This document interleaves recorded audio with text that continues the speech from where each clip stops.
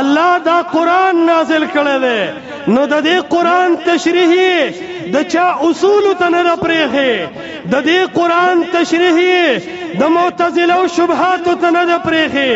د دې قرآن تشریح د ډاکټر جاوید غامدي خیالات ته نه پرېږي د دې قرآن تشریح د پرویز خبرو ته نه پرېږي د دې قرآن تشریح د انجینیر علي مرزا خیالات ته نه پرېږي د دې قرآن تشریح لپاره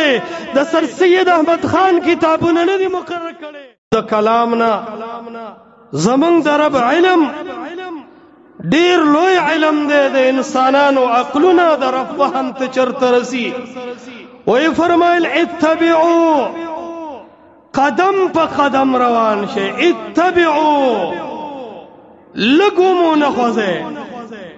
سپس روان شو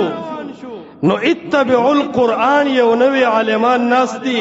اتبعوا ما انزل الیکم ما عالمان وی دا لفظا مفرد دی و معنی عام دی اتبعوا ما انزل الیکم ما ذکر اولو چه مسلمان تا دا اعتراض دی ختمی قرآن پس بروان شما خود پنزو منزونو کی دن با کم سبق وایما دا خو قرآن کی نشتا سجدہ کی بسو آیم دا خو قرآن کی نشتا اتحیاتو کی بسو آیم دا خو قرآن کی نشتا نو دا ہر منکر حدیث او دا ہر معترض پا مخ باندے پا یو ما سر دا سی سپیڑا اچھالا بل طرف تے دین اسلام اکمال تا دا سی اشارہ اکڑا چس گنجائش پر نخدو اتبعوا ما انزل الیکم من ربکم اغا پیغام پس روان شے کم پیغام چی دا برن چا نازل کردے لگ رو آئے چا نازل کردے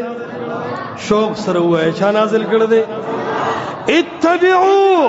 ما انزل الیکم من ربکم اغا پیغام پس روان شے کم پیغام چی دا برن نازل شوئے دے ستاسو رب نازل کرے دے دا برن دو سیزونا نازل شوئے دے سو سیزونا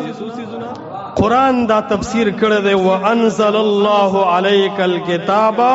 وَالْحِكْمَةَ اللہ دا قرآن نازل کرے دے نو دا دے قرآن تشریحی دا چا اصول تا ندا پریخی دا دے قرآن تشریحی دا معتزلہ و شبہات تا ندا پریخی دا دے قرآن تشریحی دا ڈاکٹر جاوید غامدی خیالات تا ندا پریخی دا دے قرآن تشریحی دا پرویز خبر تا ندا پریخی دا دے قرآن تشریحی دا انجینیر علی مرزا خیالات تا ندا پریخی دا دے قرآن تشریح دا پارے دا سر سید احمد خان کتابونه ندی مقرر کړي بلکې وانزل الله عليك الكتاب والحکمت څنګه د الله کتاب یو لوی کتاب دی الله د برن نازل کړي دی نو د دې کتاب د تشریح د پاره الله د تمام انسانانو نه غوره شخصیت محمد رسول الله صلی الله علیه وسلم مقرر کو الله قرآن بیان کو محمد مصطفیٰ داغی تفسیر بیان کو نو دے دوارے راجم اکل او وی فرمائل اتبعوا ما انزل الیکم من ربکم دا قرآن او دا حدیث دا دے امت دا پارا یو دا سے سر اچھتا ان کی شیرے چھویل دے پس روان شے او دا دین بغیر دا بل سپس مروانے گے ولا تتبعوا من دونه اولیاء دا دین علاوچ سمر دی کاغد نیکانو خبری دی کاغد بدانو خبری دی قابل اتباع ندی دا خبر منلو کتاب کم کتاب دے دا خبر منلو کتاب کم کتاب دے قرآن نو عرض میں دا کونو چی دا قرآن دا اللہ